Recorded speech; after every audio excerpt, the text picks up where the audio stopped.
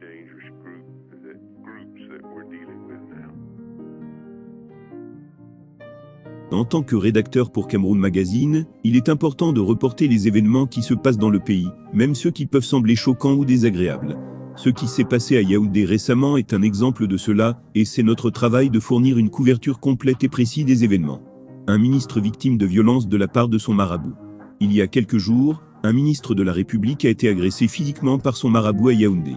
Cet incident a choqué de nombreuses personnes dans le pays, en particulier ceux qui ont du respect pour les autorités. Le ministre, dont l'identité n'a pas été révélée, aurait été brutalisé par son marabout pour une raison inconnue. Les réactions du public et des autorités. L'incident a provoqué de nombreuses réactions de la part du public et des autorités. Certaines personnes ont exprimé leur consternation face à cet acte de violence, tandis que d'autres ont critiqué le ministre pour avoir recours au service d'un marabout en premier lieu. Les autorités ont ouvert une enquête sur l'incident pour déterminer ce qui s'est passé et pourquoi. En tant que Cameroun Magazine, nous expliquons qu'il est important de signaler ces événements même s'ils sont désagréables. Nous nous engageons à fournir des informations précises et impartiales sur les événements qui se produiront dans le pays, et nous continuerons à le faire à l'avenir. Nous encourageons également nos lecteurs à nous suivre sur nos réseaux sociaux, pour rester informés des derniers événements dans le pays, et à partager leurs opinions sur les sujets qui les intéressent. Merci de votre lecture et de votre soutien à Cameroun Magazine. La ville de Yaoundé, la capitale politique du Cameroun, est de plus en plus confrontée à l'insécurité ces derniers temps. Des vols à main armées, des cambriolages, des enlèvements et même des assassinats sont rapportés chaque jour dans les médias locaux.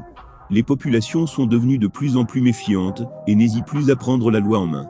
C'est dans ce contexte que 2 voleurs spécialisés dans le vol de téléphone ont été tués par les populations dans la nuit du 4 au 5 avril 2023. Des faits tragiques qui illustrent l'insécurité grandissante dans la ville de Yaoundé. Les 2 voleurs ont été pris en flagrant délit de vol de téléphone dans le quartier Nkolmessan, dans l'arrondissement de Yaoundé 2. Les populations alertées par les cris de la victime sont intervenues et ont réussi à maîtriser les voleurs. Ces derniers ont été passés à tabac avant d'être brûlés vifs devant les yeux impuissants des forces de l'ordre arrivées sur les lieux après l'acte. Ce triste événement témoigne de l'insécurité grandissante dans la ville de Yaoundé et de l'exaspération des populations face à cette situation. Les vols de téléphone sont devenus monnaie courante dans la ville et les populations ont décidé de prendre la loi en main car elles ont perdu confiance en la capacité des autorités à garantir leur sécurité. Des conséquences dramatiques pour les familles des victimes. Si les populations sont soulagées de voir ces criminels punis, les familles des 2 voleurs tués ont été bouleversées par la nouvelle de leur mort. Même si leurs fils ont commis des actes répréhensibles, ils restent des êtres humains, et leur mort est une tragédie pour leurs proches. Cette situation souligne la nécessité de renforcer la sécurité dans la ville de Yaoundé, et de trouver des solutions durables, pour mettre fin à l'insécurité. Cameroun Magazine appelle les autorités à agir rapidement, pour mettre fin à l'insécurité.